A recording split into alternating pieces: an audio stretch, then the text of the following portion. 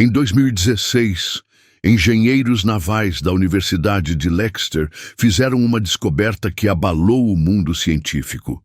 Quando analisaram as dimensões exatas da Arca de Noé descritas na Bíblia, descobriram algo impossível. As proporções eram matematicamente perfeitas para suportar as condições mais extremas do oceano. Mas isso era apenas o começo.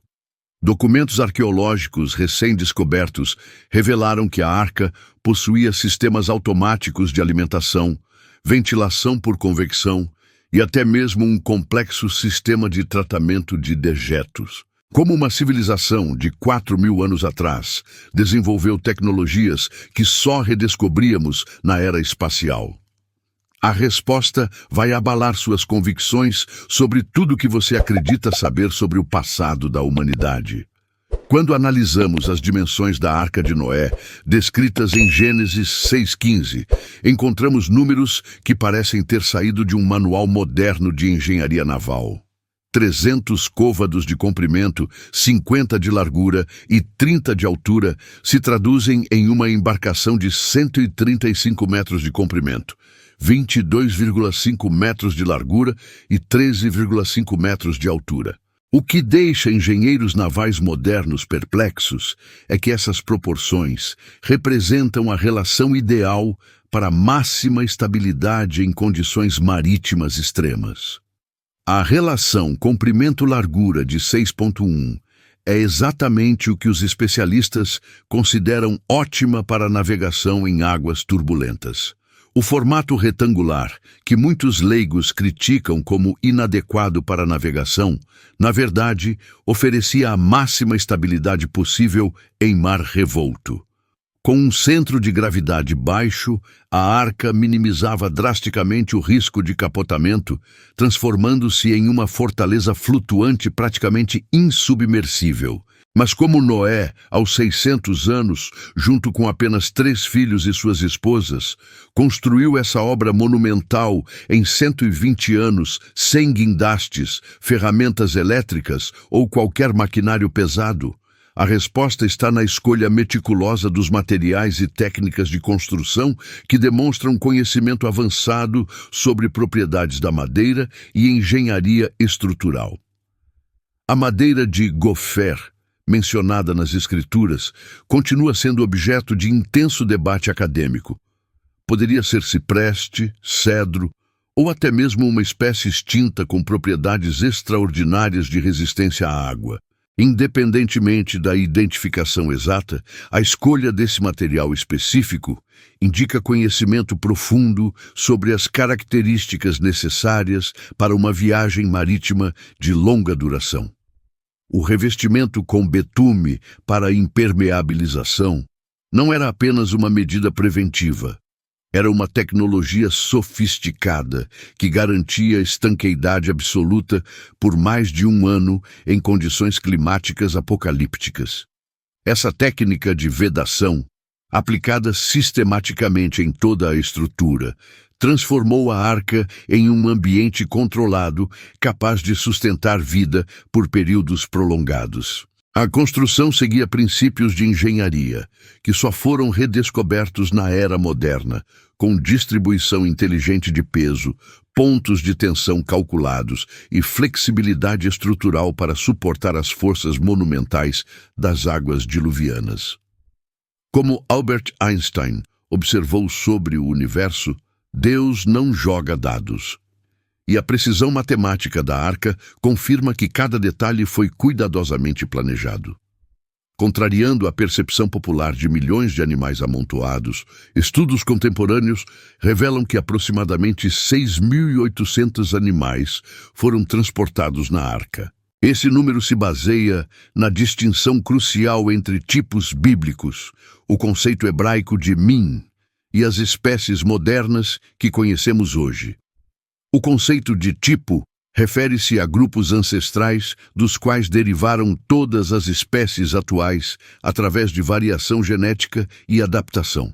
Cerca de 1.000 tipos básicos de animais terrestres e aéreos necessitavam preservação, totalizando 2.800 indivíduos quando contados em casais. o número aumenta para 6.800 devido à instrução divina de levar 7 pares de animais considerados limpos. Insetos, organismos marinhos e plantas não precisavam ser incluídos, pois podiam sobreviver às condições do dilúvio. Mais fascinante ainda é que os animais entraram de 2 em 2, por iniciativa própria, como se respondessem a um chamado instintivo que simplificou drasticamente a operação para Noé e sua família. A distribuição espacial seguia uma lógica funcional nos 3 andares da arca. O andar inferior acomodava espécimes de maior porte e peso, aproveitando a estabilidade da base. O intermediário abrigava animais de médio porte, e o superior era destinado a espécies menores e aves que se beneficiavam da melhor ventilação e iluminação natural.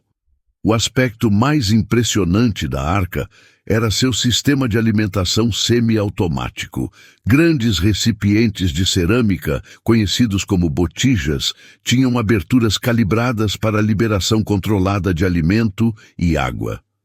Essa tecnologia permitia que 8 pessoas alimentassem milhares de animais de forma eficiente e consistente. Os alimentos eram preservados através de técnicas avançadas: desidratação solar, armazenamento em compartimentos com umidade controlada e recipientes hermeticamente fechados.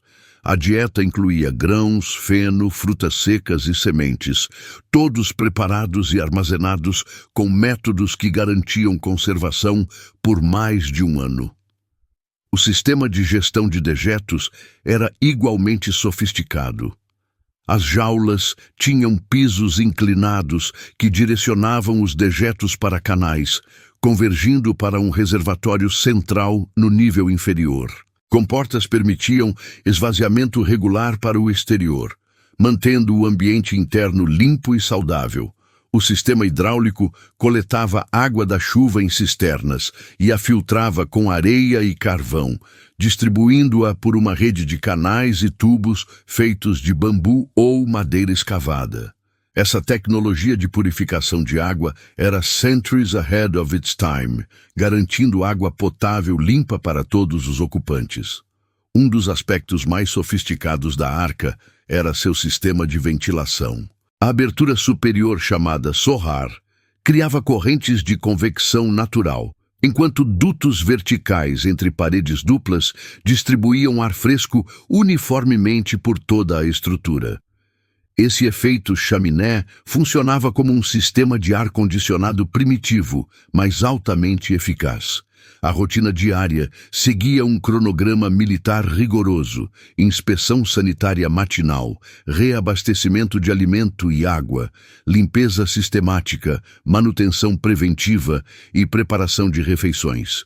O controle temporal era feito por métodos rudimentares, mas precisos, como marcações e observação de comportamentos animais.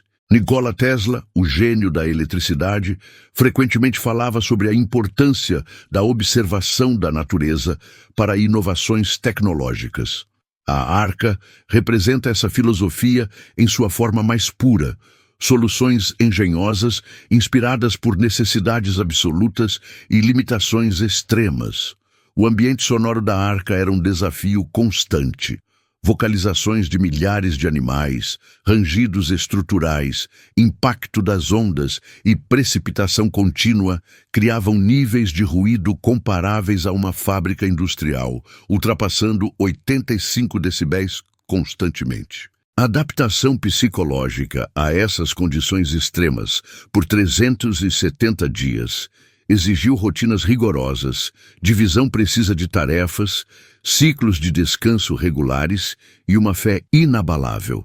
Os aposentos familiares, provavelmente localizados no 3º andar, ofereciam isolamento contra ruídos e odores, garantindo o mínimo de privacidade necessária para manter a sanidade mental. A iluminação dependia de lâmpadas a óleo abastecidas com azeite de oliva ou gordura animal, criando pequenos refúgios de tranquilidade em meio ao caos controlado. A dieta humana restringia-se a alimentos preservados: grãos, leguminosas secas, frutas desidratadas e pães ázimos. Essa alimentação, embora monótona, fornecia os nutrientes essenciais para manter a força física necessária para as tarefas diárias demanding. Após 370 dias confinados, uma mudança paradigmática aguardava os sobreviventes.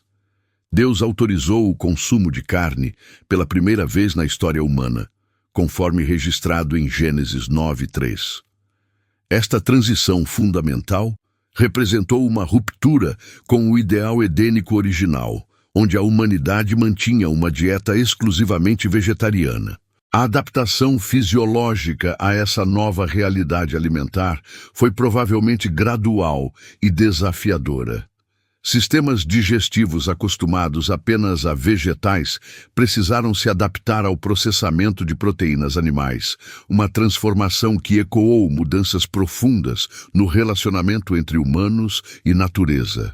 A diversidade genética atual de todas as espécies animais e da própria raça humana originou-se dos casais ancestrais e dos 8 sobreviventes humanos da Arca. Essa compressão genética, seguida de rápida diversificação, desafia conceitos modernos sobre evolução e adaptação, sugerindo mecanismos de variação genética muito mais dinâmicos do que tradicionalmente aceitos. Todos esses detalhes técnicos convergem para uma conclusão inevitável. A Arca representava um nível de sofisticação de engenharia que transcendia completamente as capacidades tecnológicas da época. A precisão matemática das dimensões, a eficiência dos sistemas operacionais, a integração perfeita entre forma e função, tudo aponta para uma orientação sobrenatural no projeto. Isaac Newton, o pai da física moderna, dedicou mais tempo estudando teologia do que ciência, convencido de que os princípios matemáticos que governam o universo refletem a mente divina. A Arca de Noé exemplifica essa harmonia perfeita entre propósito espiritual e excelência técnica, onde cada elemento serve múltiplas funções com eficiência máxima. Os sistemas integrados da Arca funcionavam como um organismo vivo. Ventilação, alimentação, limpeza, iluminação e habitação trabalhavam em sinergia para criar um ambiente sustentável em condições absolutamente impossíveis. Essa abordagem holística de engenharia só foi redescoberta na era espacial moderna, quando engenheiros precisaram criar ambientes fechados capazes de sustentar vida por períodos prolongados. A Arca não era apenas um meio de transporte, era uma biosfera completa, um mundo em miniatura projetado para preservar e nutrir a vida durante o maior cataclismo da história humana. Cada sistema, cada detalhe, cada dimensão foi calculada com precisão matemática que desafia explicações puramente humanas, revelando uma inteligência que transcende limitações temporais e tecnológicas. E se você gostou desse conteúdo, já está na hora de começar a nos seguir aqui no canal. Sabia dessa? É só clicar no botão abaixo para se inscrever e ficar por dentro de tudo o que acontece de curioso ao redor do mundo. Agora, fique com esse próximo vídeo que está aqui na tela. Nos vemos lá.